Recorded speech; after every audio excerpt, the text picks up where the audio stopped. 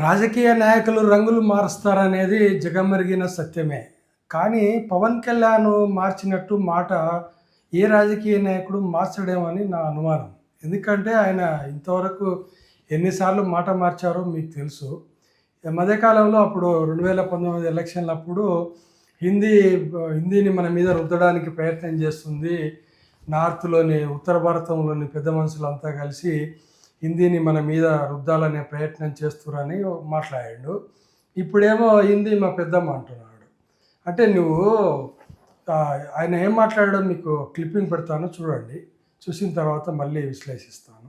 అందరికీ జాతీయ భాషగా ప్రతి రాష్ట్రంలో మాట్లాడాలి అంటే అది తమిళనాడు భూపెత్తున నిరసన వచ్చినప్పుడు వాళ్ళు తిరిగి వెనక్కి తగ్గారు. ఆ స్థాయి వ్యక్తులే, దేశాన్ని శాసించే వ్యక్తులే భాషా ప్రయుక్త రాష్ట్రాన్ని మీరు అధైర్యపరిచినట్టు, రాజ్యాంగాన్ని అగౌరవపరిచినట్టు మేధావులు కూడా ఈ రోజున పిలిపిస్తున్నారు. భాషా శాస్త్రజ్ఞులు కూడా పిలిపిస్తున్నారు. మీరు దయచేసి మీ భయాల్ని వదిలి మీరు బయటికి రావాల్సి, బలంగా మాట్లాడాల్సిన అవసరం ఉంది. మాతృభాష అమ్మ అయితే మన అమ్మ భాష అయితే దాని మన పెద్దమ్మ భాష హిందీ.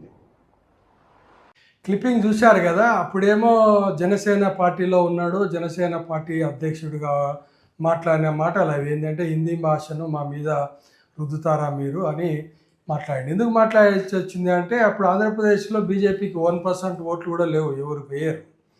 కానీ ఇప్పుడు ఏమైందంటే బీజేపీతో పొత్తు పెట్టుకొని, టీడీపీతో పొత్తు పెట్టుకొని మంచి 100% స్ట్రైక్ తోటి ఎమ్మెల్యే సీట్లు సంపాదించుకున్నాడు. కానీ ఈరోజు అతని మాట్లాడుతున్న ఈరోజు కాదు, ఇప్పుడు మాట్లాడుతున్నటువంటి విధానంలో పూర్తిగా బీజేపీ విధానాలను, బీజేపీ సిద్ధాంతాలను దాని భుజస్కంధాల మీద వేసుకొని మోస్తున్నాడు. మాకేం ఆబ్జెక్షన్ లేదు, నువ్వు బీజేపీలో చేరి వాళ్ళ సిద్ధాంతాలను ఉల్లవేస్తే ఏం బాధ లేదు మాకు. కానీ ఇప్పుడు మీరు బీజేపీ కార్యకర్త లేకపోతే జనసేన అధ్యక్షుడా అనేది ముందు ప్రజలకు చెప్పాల్సిన అవసరం ఉందనేది నా అభిప్రాయం. ఎందుకంటే ప్రజలు నిన్ను జనసేన అధ్యక్షునిగా ఓట్లేశారు తప్ప బీజేపీ కార్యకర్తగా ఓట్లు వేయలేదు.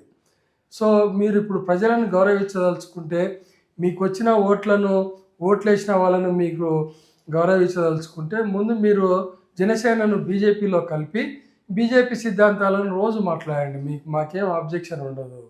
ఒక పవన్ కళ్యాణ్ అభిమానిగా చెప్తున్నాను నేను ఈ మాట. మీరు బీజేపీలో కలిపి బీజేపీ సిద్ధాంతాలను, మీ పార్టీలను బీజేపీలో విలీనం చేసి బీజేపీ సిద్ధాంతాలను వల్లవేయండి, మాకేం అబ్జెక్షన్ లేదు. కానీ జనసేన అధ్యక్షుడిగా ఉంటూ బీజేపీ సిద్ధాంతాలను వల్లవేస్తుంటేనే కొంచెం బాధ అనిపిస్తుంది పవన్ కళ్యాణ్.